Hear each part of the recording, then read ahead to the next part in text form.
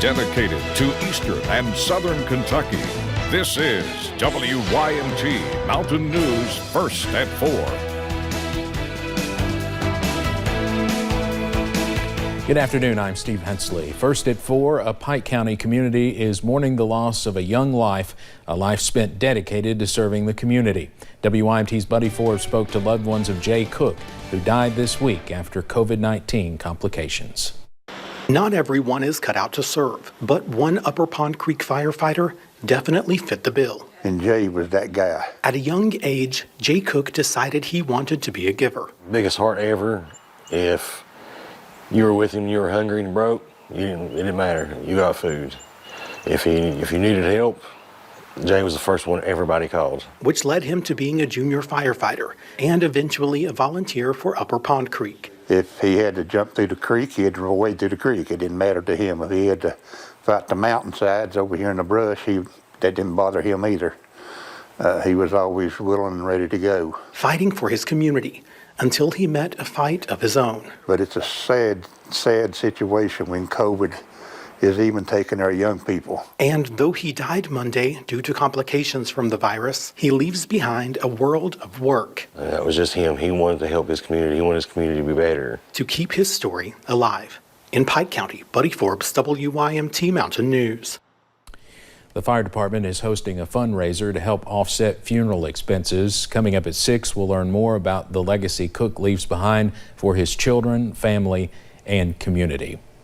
A longtime Hazard hairstylist is being remembered following his battle with COVID-19. 59-year-old Philip Adams worked at Karma Salon and Spa in Hazard since 2003. He even owned the salon at one time.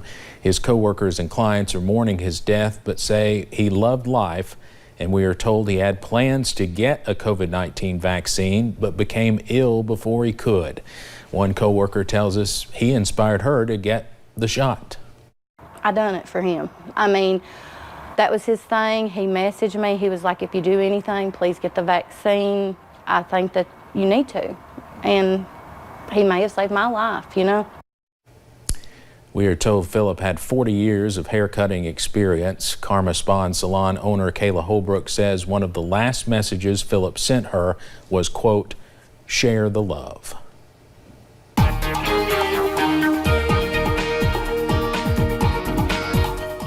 It was a bit of a chilly start to the day around the mountains today. Many of us falling into those low 30s for overnight lows. The good news is we brought back sunshine and at least somewhat milder temperatures. It's been a beautiful looking day outside. From our camera at the University of Virginia, Ed Wise, just some high clouds moving through.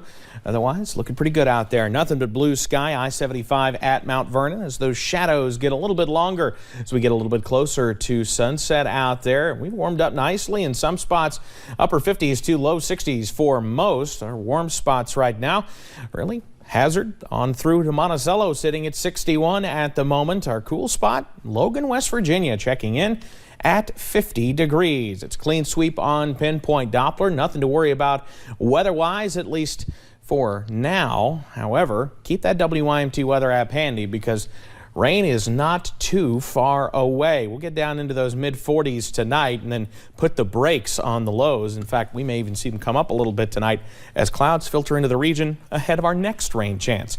And I'll have all the details on that coming up in just a bit. Steve? All right, Evan, thank you. The FDA has taken the first step toward eventual approval of the Pfizer COVID vaccine for children as young as 5 years old. CBS's Deborah Alfarone is at the White House with those details and what it could mean for parents when and if the drug is given final approval. Out of 18 voting members, 17 voted yes. An independent FDA advisory panel voted to authorize a lower dose of the Pfizer COVID vaccine for kids ages 5 to 11. Final approval could come as early as next week, giving parents a decision to make. Giving parents the option to make that decision for themselves will be something that in history we will be glad that we were able to do. Catherine Yonioka, a mother of twin 8-year-olds, has determined she has no major concerns with the risks. It means getting back to normalcy. We've been very careful for the first year because my son has neurological issues. So I'm first in line to get that shot for them. A CBS News poll showed only about a third of parents are like Yonioka, saying they'll definitely get their kids vaccinated when it is approved for use. The White House says it's planning a public relations campaign to educate parents about the benefits of vaccination. But even some on the FDA panel say they're worried about forcing the vaccine on all children. I'm just worried that if we say yes, that the states are going to mandate administration of this vaccine to children in order to go to school. And I do not agree with that. White House officials say they endorse vaccine mandates in schools. Requirements work, and we support states and school districts taking actions to ensure that everyone who's eligible get vaccinated. But again, those decisions should be made at the state and local level. The smaller kids' vaccine doses are already being shipped out in anticipation of final approval. Deborah Alfarone, CBS News, the White House.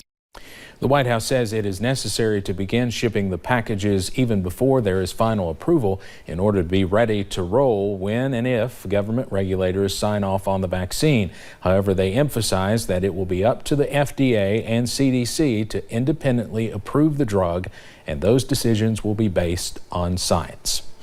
If you are an Apple user, you can now keep verifiable COVID-19 vaccine and test information on your device. Providers can digitally sign the documents, then you can store them in the Health app.